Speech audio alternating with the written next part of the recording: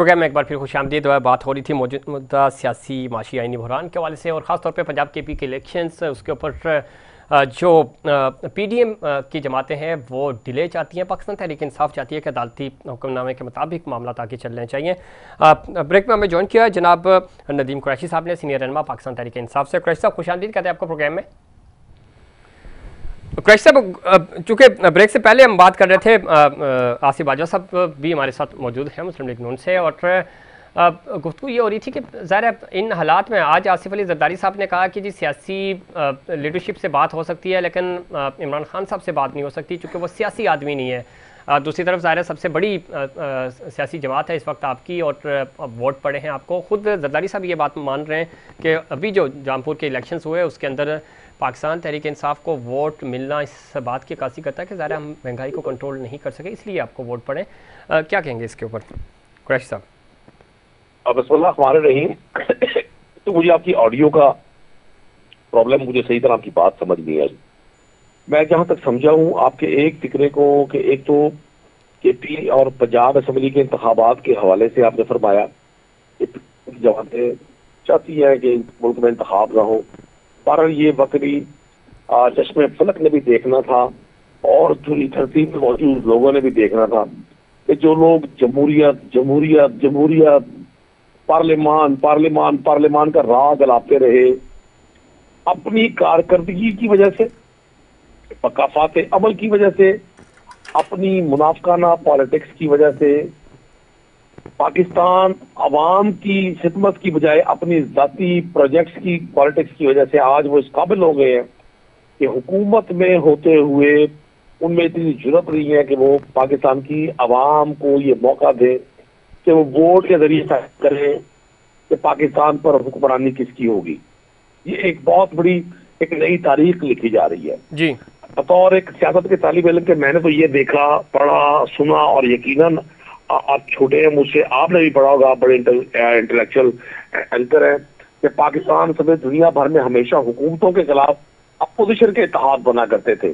जी जी। General Ayub के खिलाफ इत्तेहाद बना, जनरल मुशर्रफ के खिलाफ बना, जनरल जिया के खिलाफ बना, नवाज शरीफ के खिलाफ बना, बेनजीर के खिलाफ। लेकिन ये पहला मौका है कि 14-15 रुकनी हुकूमती इत्तेहाद के खिलाफ एक शख्स खड़ा है अपोजिशन में और उस एक शख्स के साथ कौम जुड़ गई है। ये बड़ी मस्बत, बड़ी खूबसूरत और बड़ी एक तब्दीली है कि एक मसाइल के बेपनाह मार में जहां लोग खौफसदा हैं, जहां लोगों को यकीन नहीं है कि आने वाले दिन होगा क्या, एक बदगुमानी की, एक खौफ की फजा है, लेकिन लोगों को उम्मीद की किरण नजर आती है। एक शख्स है जिसका नाम इमरान खान है। ठीक है कुरैशी साहब, समझता हूँ इमरान खान तो जी जी। कुरैशी साहब आप बिल्कुल दुरुस्त फरमा रहे हैं और तारीखी आप रेफरेंस भी दे रहे थे, इसमें कोई शक नहीं, माजी में ऐसा होता रहा और हमने यही पढ़ा है सहाफ़त और सियासत के तालिब इल्म होने के नाते। तारीख में ये है, ज़रा हमने देखा कि इत्तेहाद जो है हुकूमतों के खिलाफ बनते थे, अपोजिशन के खिलाफ पहली दफ़ा हमने ये चीज़ देख रहे हैं। दूसरी तरफ इस वक्त जो इत्तेहाद है उस इत्तेहाद को ऑनरशिप उस तरह नहीं मिल रही। पीडीएम के इत्तेहाद से ज़ाहिर पाकिस्तान पीपल्स पार्टी का बराह रास्त ताल्लुक नहीं है, पहले वो इसका हिस्सा थे फिर बाहर आ गए, हुकूमती इत्तेहाद का वो ज़रूर हिस्सा है। आसिफ अली जरदारी साहब आज फरमा रहे थे कि हम सियासतदानों से तो बात कर सकते हैं, पॉलिटिकल स्टेक होल्डर से तो बात कर सकते हैं, इमरान खान से बात नहीं कर सकते क्योंकि वो सियासी आदमी नहीं है, वो यू टर्न ले लेते हैं। तो मेरा जो सवाल का दूसरा हिस्सा ये था, तो इस पर भी काइंडली रिस्पॉन्ड कर दें, फिर हम बाजवा साहब को शामिल करेंगे। एक बार फिल्म सारा नरगिस से किसी ने सवाल किया था जी कि आपको स्टेज या फिल्म में से किसका इंतखाब करना है, तो नरगिस का जवाब था, शायद नरगिस भी सुन रही हो, कि जब मुझे स्टेज पर डांस के जरिए अल्लाह इज्जत की रोजी दे रहा है तो मुझे फिल्म की क्या जरूरत है। तो मैं समझता हूँ आसिफ जरदारी साहब ने भी एक तरह से वही बात की है।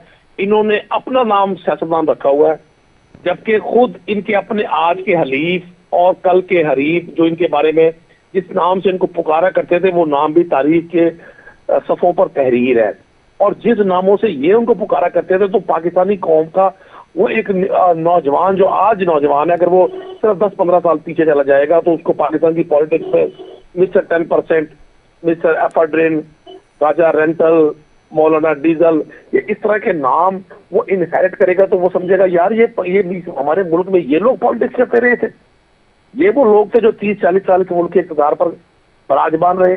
और जरदारी साहब से एक और भी, उसे बात करना कौन चाह रहा है, उनसे तो आज आपके कराची का अर्बन सिंध का शहरी बात नहीं करना चाहता, उनसे तो पंजाब में कोई शख्स बात नहीं करना चाहता।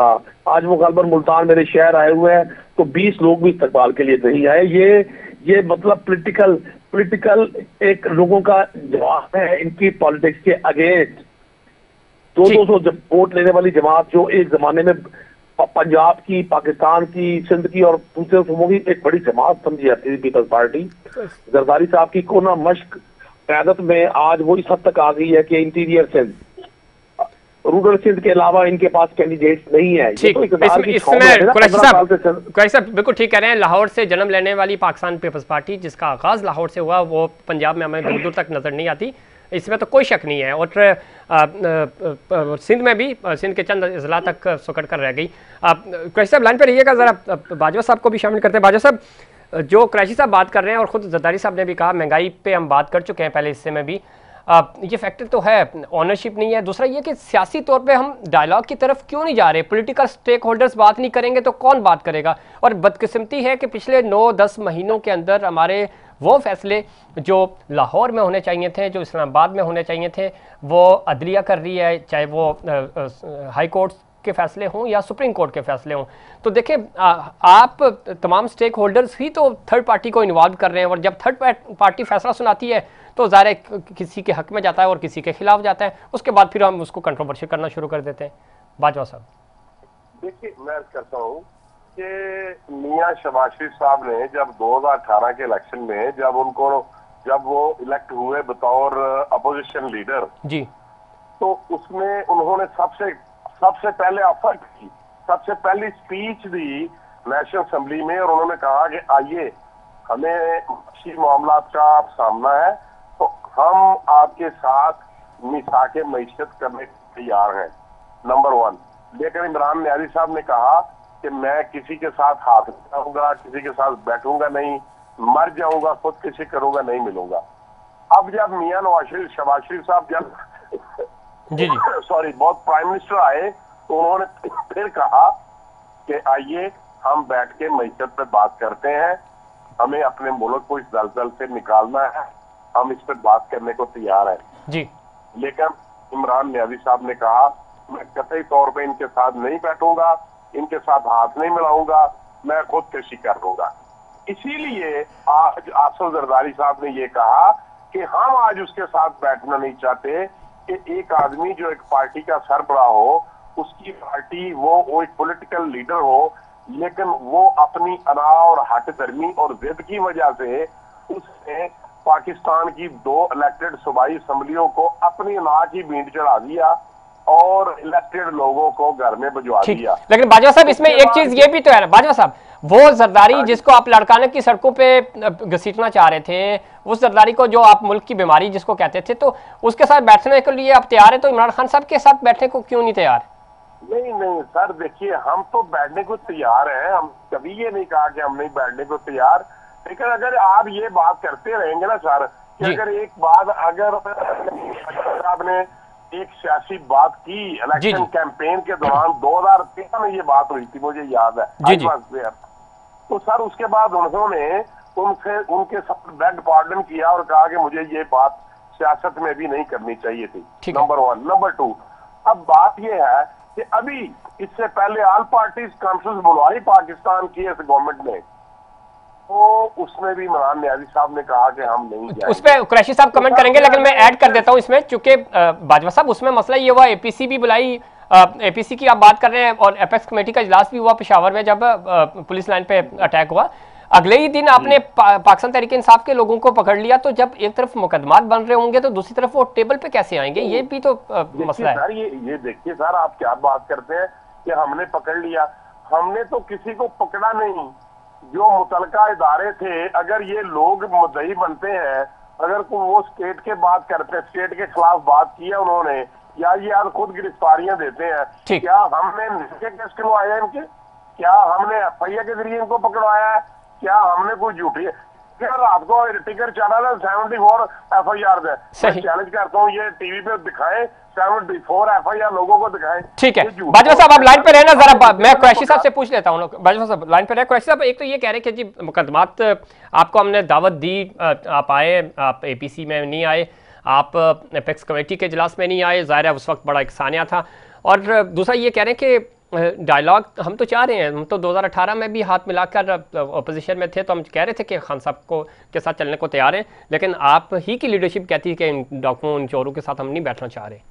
कुरैशी साहब नहीं, हमने तो नहीं कहा, पूरी दुनिया जानती है। मैंने अभी आपको पहले भी बताया कि पाकिस्तान के लोगों को जिन्होंने 40 साल इक़्तिदार के जरिए आज इस अंजाम तक पहुंचा दिया कि किस नौजवान बच्चों ने कभी जिंदगी में नहीं सुना था डिफॉल्ट का वर्ड किसे कहते हैं, और आज हर तरफ ये एक लफ्ज ही गूंज रहा है।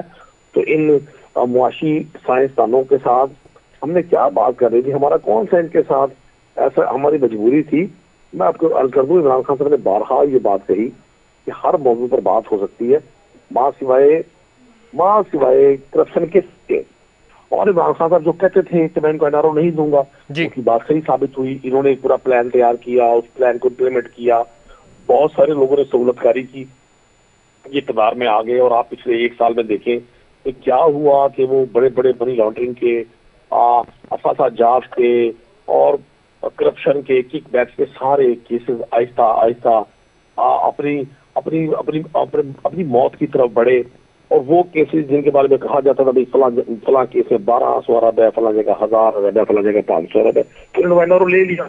मैं समझता हूँ अब हमें गुफ्तो शनीद की बजाय पाकिस्तान की आवाम से रुजू करना चाहिए। पाकिस्तान का दस्तूर, पाकिस्तान का कॉन्स्टिट्यूशन हमें पाबंद करता है कि हमें हर सूरत, ये कभी जिंदगी में नहीं हुआ कि ये कहा जाए कि PSL के मैचेस तो हो सकते हैं, इंतखाबात नहीं हो सकते। ठीक है, इन इंतखाबात तो हो सकते हैं, आम इंतखाबात के लिए पैसे नहीं है।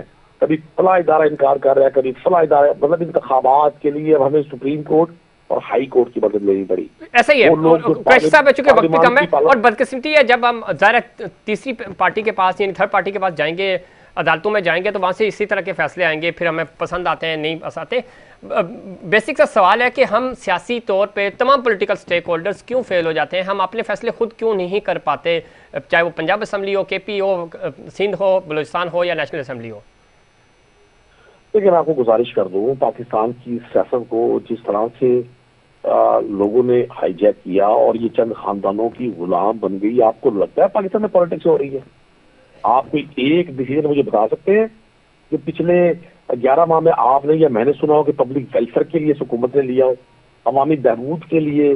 और सबसे बड़ी अहम बात के एक नुक्ते पर ये गवर्नमेंट आई थी इक़्तिदार में कि जी हमने महंगाई खत्म करनी है। खान साहब के दौर में बहुत महंगाई हो गई है, तो क्या कोई एक स्टेप महंगाई खत्म करने के लिए? इसमें कुरैशी साहब चूंकि वक्त खत्म हो रहा है, लेकिन हमने देखा कि ये भी पाकिस्तान की 75 साल तारीख है, महंगाई तो खत्म नहीं हुई, गरीबों को ख़त्म किया जा रहा है। और साथ ही साथ जो इम्पॉर्टेंट बात यह है कि हमने पहली दफ़ा देखा कि आटे के हसूल के लिए लोगों की जानें गई बदकिस्मती से। तो ये हो रहा है पाकिस्तान जैसे मुल्क के अंदर, ये हमारी बदकिस्मती है, लेकिन पॉलिटिकल स्टेक होल्डर्स को ऑन बोर्ड होना पड़ेगा, उन्होंने ही फैसले करने, उन्होंने ही इस मुल्क की बागडोर संभाली है। वक्त खत्म हुआ। बाजवा साहब आपका और जनाब कुरैशी साहब, आप दोनों मेहमानों का बहुत शुक्रिया। अगले किसी प्रोग्राम में ज़रूर आपको दोबारा मौका देंगे। नाज़रीन, इसमें कोई शक नहीं, पाकिस्तान इस वक्त मुश्किल दोराहे पे है और ये 75 साल से हम सुनते आ रहे हैं कि मुल्क नाजुक सूरत हाल से गुजर रहा है। और अब चूँकि डिफ़ॉल्ट की बातें हो रही हैं और इकॉनमी हमारी कोलैप्स कर गई, इसमें भी कोई दो राय नहीं है, लेकिन पॉलिटिकल स्टेक होल्डर्स क्या साथ मिलकर चलने को तैयार हैं? तो हमें नज़र आ रहा है कि वो बिल्कुल भी तैयार नहीं है और वो शायद तैयार होना भी नहीं चाह रहे। लेकिन इस वक्त सबसे वो मुल्क, जब हम पाकिस्तान की बात करते हैं, पाकिस्तान की खुशहाली की बात करते हैं, पाकिस्तान की तरक्की की बात करते हैं, तो क्या वजह है जो इतना ज़रई मुल्क है, माशी तौर पे हम स्ट्रॉन्ग हो सकते थे। हमारे पड़ोसी मुल्क भारत जो हमारा दुश्मन भी है, अज़ली दुश्मन, वो अगर डेवलपमेंट कर सकता है, ज़रई इस्लाहात कर सकता है, बांग्लादेश आगे जा सकता है। दुनिया भर में ज़रई इस्लाहात के ज़रिए जो अपनी पैदावार है उसमें इजाफ़ा कर रहे हैं, तो क्या वजह है कि पाकिस्तान इस शोबे में तरक्की नहीं कर रहा? और पाकिस्तान के पास ज़रख़ेज़ ज़मीन है इतनी ज़बरदस्त, हमारी पंजाब हो, सिंध हो, बलूचिस्तान हो, KP हो, हम भरपूर तरीके से इससे फ़ायदा उठा सकते हैं। हमारे पास बेहतरीन अफवाज हैं जिनकी मदद से हम चाहे ज़लज़ला हो, मुल्क में सैलाबी सूरत हाल हो, उनको हमारी मदद को पहुँचते हैं, अवाम उनसे बेपनाह मोहब्बत करते हैं, तो क्या वजह है कि हम उनसे फ़ायदा नहीं उठा पाते और जो हमारी वो ज़मीन जो बंजर है उसका बेहतरीन इस्तेमाल करके एक तो ग्रीनरी में इजाफा होगा, माहौलियाती आलूदगी में कमी आएगी, पाकिस्तान तरक्की करेगा और ग्रीन इनिशिएटिव जो है हुकूमत पाकिस्तान का, रियासत पाकिस्तान का, उसमें हम भरपूर तरीके से अपना इनपुट दे सकते हैं, रोज़गार के मौके मुहैया हो सकते हैं और हम जो IMF के पास जा रहे हैं और दूसरी जो इन्वेस्टमेंट्स का इंतज़ार कर रहे हैं, हमें उनसे भी छुटकारा मिल सकता है। तो इसके लिए ज़रूरी है कि एक बेहतरीन नेशनल कॉज के लिए तमाम कौम और ख़ासतौर पर अफवाज पाकिस्तान की मदद ली जाए और इस सेक्टर के अंदर भरपूर तरीके से मेहनत की जाए ताकि प्रोडक्शन बढ़े और पाकिस्तान के जो कर्ज है उसमें भी कमी हो। इस पर मज़ीद बात करेंगे कि किस तरह पाकिस्तान जो है वो तरक्की कर सकता है इस सेक्टर में। ख़ासतौर पर हमें ज्वाइन किया जनाब हुसैन थेबो साहब ने, सीनियर एंकर पर्सन है, तजियाकार है। थेबो साहब खुश आमदीद कहते हैं आपको प्रोग्राम में। बहुत शुक्रिया सर। जब सब किस तरह देखते हैं, एक बड़ा ज़बरदस्त इनिशिएटिव हो सकता है और है भी, इनफैक्ट पाकिस्तान ज़रूरी मुल्क है, हम अगर अपने आसपास नज़र दौड़ाएं पड़ोसी मुल्क में और दुनिया भर में इससे भरपूर फ़ायदा उठाया जाता है और एग्रीकल्चर तो हमें सूट करता है। क्या वजह है कि इसके अंदर उस तरह डेवलपमेंट्स नहीं हो रही और जो एक इनिशिएटिव्स हैं भी उसको रियासत पाकिस्तान और हुकूमत पाकिस्तान कैसे उसके ऊपर अमल कर सकती है? देखिए जी, बात ये ना इसमें दो तीन मेजर चीज़ है। एक तो ये है कि हमारी जो पॉलिटिक्स है, वो जो पॉलिटिशियन है वो नारा लगाता है मैं गरीब आदमी का लीडर हूँ, मैं हारी का लीडर हूँ। देखिए ये लफ्ज जो है ना ये इरिटेटिंग है।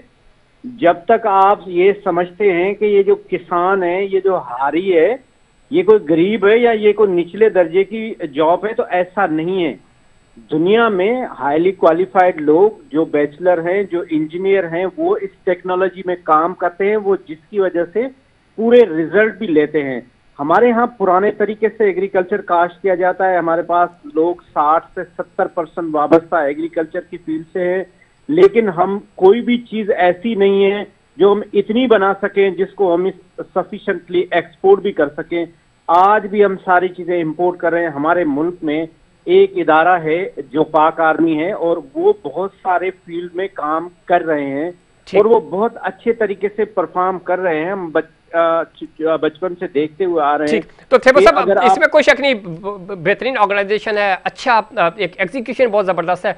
उनको हम ज़रूरी इस्लाहात के लिए और इस सेक्टर में उनकी क्या खिदमात ली जा सकती हैं, क्या आप सजेस्ट करेंगे हुकूमत पाकिस्तान को? देखें जी, बात ये ना कि जब आपके पास कोई भी मुसीबत आती है, वो चाहे सैलाब हो, वो चाहे आपके पास बारिशें हों, वो चाहे आपके पास अर्थक्वेक हो, तो आप उस सूरत में पाक आर्मी को कॉल करते हैं। इस वक्त हमारे पास जो मसला है वो इकोनॉमिक क्राइसिस है, इकोनॉमिक इमरजेंसी है। मैं समझता हूँ हमें इस वक्त अपने पाक आर्मी को कॉल देनी चाहिए कि ये जो एग्रीकल्चर रिफॉर्म्स है, ये जो हमारे पास बंजर जमीनें पड़ी हुई हैं, बहुत सारे एरियाज जो है वो बंजर पड़े हुए हैं, उसको आर्मी के हवाले किया जाए और इसको सही तरीके से काश्त किया जाए और इसको लेटेस्ट टेक्नोलॉजी के तहत एग्रीकल्चर की फील्ड में रिफॉर्म्स आने चाहिए। ये पाकिस्तान आर्मी हमारी आर्मी है, ये पाकिस्तान की है और इसके लिए हमें एक्स्ट्रा ऑर्डिनरी कोई स्टेप्स लेने चाहिए जिसके तहत ये हम एग्रीकल्चर में अपने आप को बड़ी अच्छी सजेशंस हैं और बिल्कुल बड़ा वैलिड नुक्ता आपने उठाया। एक चीज़ बड़ी इंपॉर्टेंट है, हमने देखा कि हमारे पास ज़्यादा आबादी जो है वो वैसे ही देही इलाकों पे मुश्तमिल है और वहाँ पे ये चीज़ें सूट भी करती हैं। हमने देखा कि गांव देहात अगर आप विज़िट करते हैं तो वहाँ पे लोगों का रोज़गार ही मवेशी हैं, खेती बाड़ी है, तो ये एक रोज़गार के मौके भी पैदा होंगे और लोगों को फ़ायदा भी होगा। आप समझते हैं कि हुकूमत को फौरी तौर पे इसके ऊपर अमल दरामद करना चाहिए? और सर बात ये ना कि 70% का मतलब ये है कि अगर 100 आदमी हम खड़े करते हैं जी, तो 70 लोग जो है वो आपके एग्रीकल्चर से वाबस्ता हैं। इट मीन्स अगर आपके एग्रीकल्चर तरक्की नहीं कर रहा, आप एग्रीकल्चर के रिफॉर्म्स नहीं ला रहे, तो ये 70% लोग जो इस 100 में से 70 आदमी है, ये आपके पास यूजलेस है। तो खुदारा हुकूमत को चाहिए कि ये एक्स्ट्रा ऑर्डिनरी वार एट फुट पे जाके ये मेयर्स लें और ये जो हमारे पास बंजर जमीनें हैं, ये जमीनें पाक आर्मी के इंस्टीट्यूशंस के हवाले किए जाएं, जिसको आबाद किया जाए, लोगों में अपॉर्चुनिटी एम्प्लॉयमेंट पैदा की जाए। हमारे पास 60% यूथ है जो वेस्ट हो रहा है, उसके पास कोई भी अवेन्यू नहीं है, तो ये हमारे पास एग्रीकल्चर एक बेहतरीन अवेन्यू है, उसको बिल्कुल एग्रीकल्चर को भरपूर तरीके से इस्तेमाल किया जा सके, एक बेहतरीन रोजगार के मौके मिलेंगे और चूंकि इस सेक्टर में तरक्की होगी, पाकिस्तान तरक्की करेगा, पाकिस्तान आगे बढ़ेगा। बहुत शुक्रिया हुसैन तैयब साहब, आप बता रहे थे कि किस तरह इस सेक्टर में डेवलपमेंट्स हो सकती हैं। हुकूमत पाकिस्तान को इसके ऊपर फौरी तौर पे अमल करना होगा और पाक अफवाज बड़ी ज़बरदस्त ऑर्गेनाइजेशन है हमारी और सबसे मजबूत इदारा है। उसके अंदर वो ज़मीनें जो बंजर हैं दी जाएँ ताकि फौरी तौर पर वहाँ से इस्लाहात भी हों, मौसमी जो तब्दीलियाँ आ रही हैं उसकी रोकथाम भी हो सके और पाकिस्तान तरक्की भी कर सके। नाज़रीन, ये था हमारा आज का प्रोग्राम। उम्मीद करता हूँ दीगर प्रोग्राम्स की तरह आज का प्रोग्राम भी आपको पसंद आया होगा। मुझे और इनसाइड पाकिस्तान की पूरी टीम को दीजिए इजाज़त। अल्लाह निगहबान।